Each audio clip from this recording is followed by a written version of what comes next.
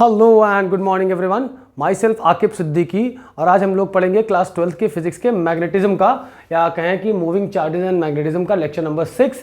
तो students, last lecture में हम लोगों ने एक चार्ज पार्टिकल जो कि मैग्नेटिक फील्ड में v वेलोसिटी से एंटर करता है, जिसका मैग्नीट्यूड ऑफ चार्ज q है, तो उसके ऊपर एक डिफ्लेक्टिंग फोर्स लगता है, उसके बारे में पढ़ा था।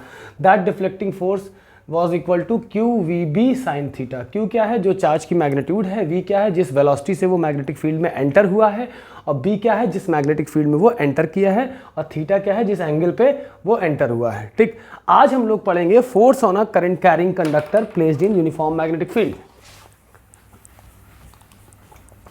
तो एक चीज तो हम पहले साइड में लिख लेंगे कि जो फोर्स लग रहा था एक सिंगल चार्ज पे, वो कितना था? Q v B sine theta. ठीक, अब देखिए, जैसे मान लीजिए ये हमारे पास एक मैग्नेटिक फील्ड है,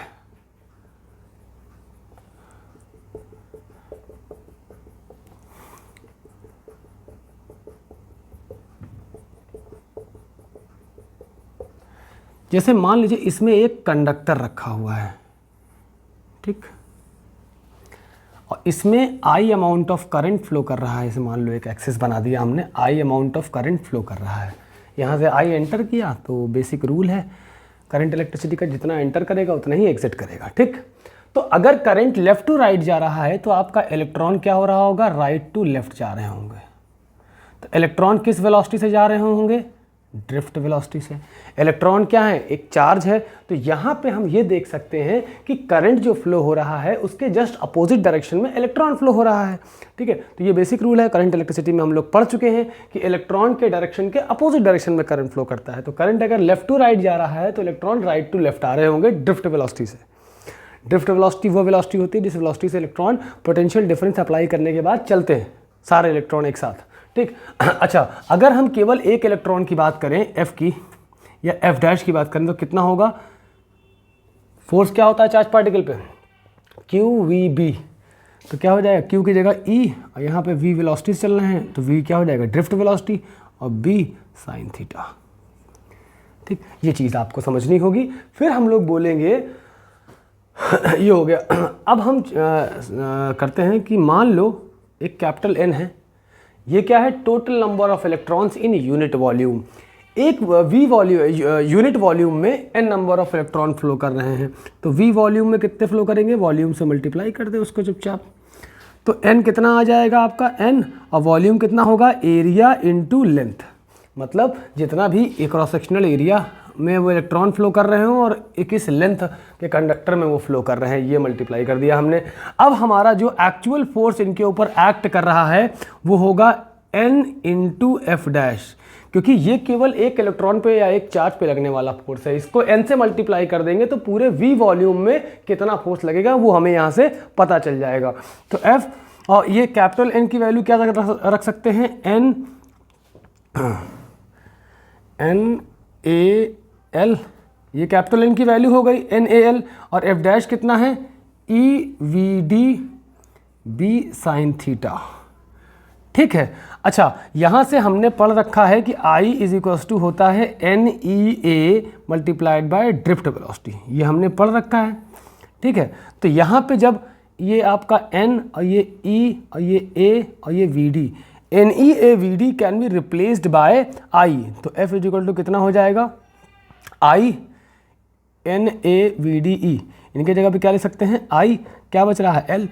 l, और क्या बच रहा है? b sine theta. तो यहां से हमें यह पता चल गया कि इस कंडक्टर में लगने वाला फोर्स कितना होगा? I L B sine theta. इसको हम लोग राइट हैंड रूल से निकालेंगे। जैसे हमारा एफ बी आई, ये वाली थंब हमें क्या बता रहा है? डायरेक्शन ऑफ फोर्स, और ये वाली फर्स्ट फिंगर, मिडिल फिंगर क्या बता रही है?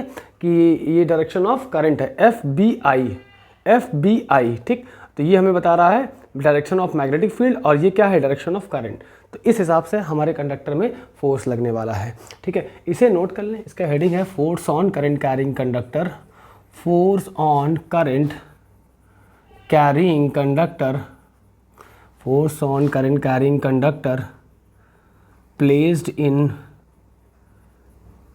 Uniform magnetic field, placed on placed in uniform magnetic field. कितना फोर्स लग रहा है, ILB। अच्छा, एक चीज़ आप लोग समझ सकते हो यहाँ पे कि जैसे हम लोगों ने पढ़ रखा है, यहाँ पे देखें कि सिंस A क्रॉस B आपका होता है AB साइन थीटा, तो अगर कहीं पे AB साइन थीटा के फॉर्म में लिखा है तो it can be replace by A cross B। तो यहाँ पे L क्रॉस B या LB sine theta can be replace by L cross B। तो आपका फोर्स भी वेक्टर फॉर्म में बदल जाएगा और I और ब्रैकेट में क्या हो जाएगा, L cross B। It is somewhat like AB sine theta. तो AB sine theta can be replace by A cross B या LB sine theta can be replace by L cross B।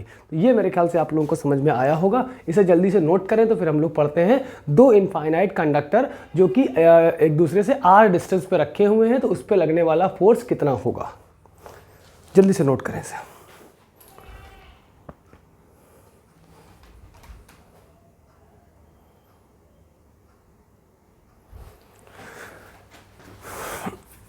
अब आप लोग heading डाल लीजिए, force on two conductors placed at a distance r due to each other. एक दूसरे की वजह से कितना फोर्स लगेगा दोनों पे। यहां पे हम लोग इनफाइनाइट कंडक्टर का केस लेंगे।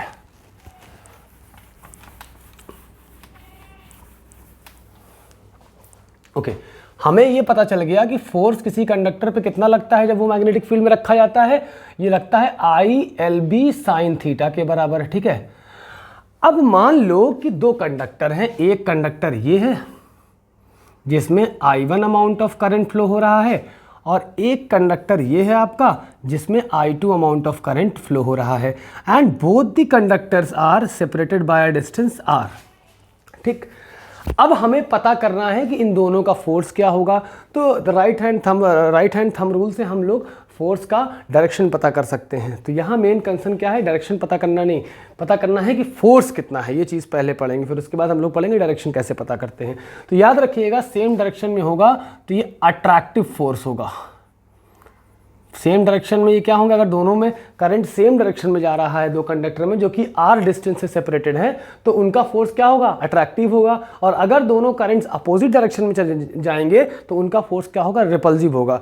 तो डायरेक्शन की बात नहीं करते, अभी हम लोग मैग्नीट्यूड ऑफ फोर्स निकालने की बात करते हैं, ठीक है। तो जैसे मान लो अब होगा क्या, ये आपका फर्स्ट कंडक्टर है और ये आपका सेकेंड कंडक्टर है, ठीक है। अब देखिए, एक तरह से देखा जाए तो फर्स्ट कंडक्टर अपनी एक यहाँ पे मैग्नेटिक फील्ड बनाएगा। देखिए, राइट हैंड थंब रूल के हिसाब से ये अपने राइट साइड में मैग्नेटिक फील्ड बनाएगा, क्योंकि एक स्ट्रेट करंट कैरिंग कंडक्टर अपने आसपास एक मैग्नेटिक फील्ड बनाता है। जैसे अगर बोले कि एक इनफाइनाइट कंडक्टर यहाँ पे कितनी मैग्नेटिक फील्ड बनाएगा, तो याद होगा आपको B = μ0 I/2πr बनाता है। r मतलब कितनी दूरी पे, तो ये r डिस्टेंस पे first conductor B1 magnetic field बनाएगा जो कि क्या होगी, अंदर की तरफ होगी, तो B1 मैग्नेटिक फील्ड। तो अब ये कंडक्टर कुछ ऐसा हो जाएगा कि इसमें I2 करंट फ्लो हो रहा है और ये B1 मैग्नेटिक फील्ड में रखा है। बात समझिएगा, पहला कंडक्टर मैग्नेटिक फील्ड बना रहा है और इस कंडक्टर में करंट जा रहा है, और ये कंडक्टर एक तरह से वैसा हो गया ना कि current carrying conductor placed in uniform magnetic field. समझिए, ये कंडक्टर क्या कर रहा है, इस तरह इस रूल के हिसाब से एक मैग्नेटिक फील्ड बना रहा है अपने से r डिस्टेंस पे परपेंडिकुलरली इनवर्ड। ये कंडक्टर मैग्नेटिक फील्ड बना रहा है और ये कंडक्टर क्या है, इसमें करंट फ्लो हो रहा है। तो ये वैसा कुछ हो गया ना कि a current carrying conductor that is placed in magnetic field, उसके ऊपर एक फोर्स लगेगा, ठीक है। तो पहले तो हम B1 निकाल लें। B1 कितना आएगा जरा बताएं, μ0 I/2πr। r क्या है, यहां से दूरी, इनफाइनाइट कंडक्टर की वजह से मैग्नेटिक फील्ड इतनी बनती है। अब हमारे लिए for second conductor is placed in B1 magnetic field. Second conductor कहां रखा है, B1 की मैग्नेटिक फील्ड में रखा है। तो लगने वाला फोर्स ऑन सेकेंड कंडक्टर कितना हो जाएगा, जो भी करंट इसमें फ्लो हो रहा हो क्या हो जाएगा, I2, और मैग्नेटिक फील्ड किसकी है, B1 की, और L और साइन थीटा। ये बात आप लोगों को समझनी होगी, ठीक है। यहां पे देखो बेटा, थीटा 90 है, थीटा क्या है, 90 degree, because this is the orientation of L and magnetic field is just perpendicularly inward. ये आपका L है और इसके अंदर क्या है, मैग्नेटिक फील्ड है परपेंडिकुलरली इनवर्ड। ये आपका क्या है पूरा, ये L है ना, तो थीटा यहाँ पे 90 हो गया, तो F2 कितना आ जाएगा, I2 लिख दिया, B1 लिख दे, mu naught I1 upon 2πr sine 90 degree. तो यहाँ से अच्छा हाँ I2 लिख दिया, B1 लिख दिया, L भी तो लिखना पड़ेगा। यहाँ पे हम लोग L लिख देते हैं, L साइन 90। साइन 90 आपका होता है 1 और L को नीचे भेज दें तो F2 अपॉन L कितना हो जाएगा। अगर इसको, ये तो 1 हो गया, इसको अरेंज करके लिखें तो म्यू नॉट I2 उधर लिख दो, I1 I2 अपॉन 2πr। तो ये क्या है आपका force per unit length, force per unit length कितना आएगा, mu naught upon 2π I1 I2 upon r। ये मेरे ख्याल से आप लोगों को समझ में आ गया होगा। ये F2 अपॉन L है। सेकंड कंडक्टर पे लगने वाला फोर्स पहले की मैग्नेटिक फील्ड की वजह से। ठीक, अब हम लोग देखेंगे कि फर्स्ट कंडक्टर पे सेकंड क्या लगा रहा है। तो फर्स्ट कंडक्टर पे क्या होगा जरा बताएं। अब देखो सेकंड कंडक्टर अगर इधर से देखें तो सेकंड कंडक्टर, ये सेकंड कंडक्टर है, ये भी तो अपनी एक मैग्नेटिक फील्ड पे, भले ही एक मैग्नेटिक फील्ड में रखा है, लेकिन it is itself making a magnetic field in both the direction. तो हमें इधर चाहिए, तो इधर r डिस्टेंस पे कितनी मैग्नेटिक फील्ड बनाएगा। देखिए थंब को रखा मैग्नेटिक करंट के डायरेक्शन में और उंगलियां किधर आ रही हैं, राइट साइड में बाहर की तरफ। तो यहाँ पे एक ये मैग्नेटिक फील्ड बनाएगा परपेंडिकुलरली आउटवर्ड। तो ये क्या हो जाएगा B2। अब हमें समझना ये है कि हमारा अब सेकंड का फर्स्ट कंडक्टर कुछ वैसा होगा कि ये एक मैग्नेटिक फील्ड में रखा है जो कि B2 है। तो अगर हम B2 की बात करें तो सेम होगा, बस यहाँ पे करंट की वैल्यू I2 हो जाएगी। इनफाइनाइट तो B2 भी है, तो कितना आएगा म्यू नॉट I2 अपॉन 2π। इससे इसकी दूरी कितनी है, जितनी इससे इसकी थी, तो R ही है, तो R लिख दो। अब क्या है, फर्स्ट कंडक्टर, पहला कंडक्टर जो है, पहला conductor first conductor is placed in B2 magnetic field. First conductor कहां रखा है, B2 मैग्नेटिक फील्ड में। तो अगर हम F1 की बात करें, force on first conductor due to obviously second conductor, second conductor की वजह से फोर्स कितना आएगा, जो भी करंट फ्लो हो रहा हो। और मैग्नेटिक फील्ड किसकी है फर्स्ट कंडक्टर के ऊपर, B2 की, और L साइन थीटा। थोड़ा सा शॉर्टकट अपना लेंगे, F1 अपॉन L कर लेंगे और L को नीचे ले लिया क्योंकि यहाँ पे फोर्स पर यूनिट लेंथ निकालना है। तो यहाँ पे क्या हो जाएगा I1 और थीटा यहाँ पे क्या है, तो यहाँ हो जाएगा साइन 90 डिग्री। L तो नीचे चला गया, यहाँ क्या बचा I1 लिख दिया। B2 क्या होगा जरा बताइए, mu naught I2 upon 2πr, बाकी कुछ बचा नहीं है।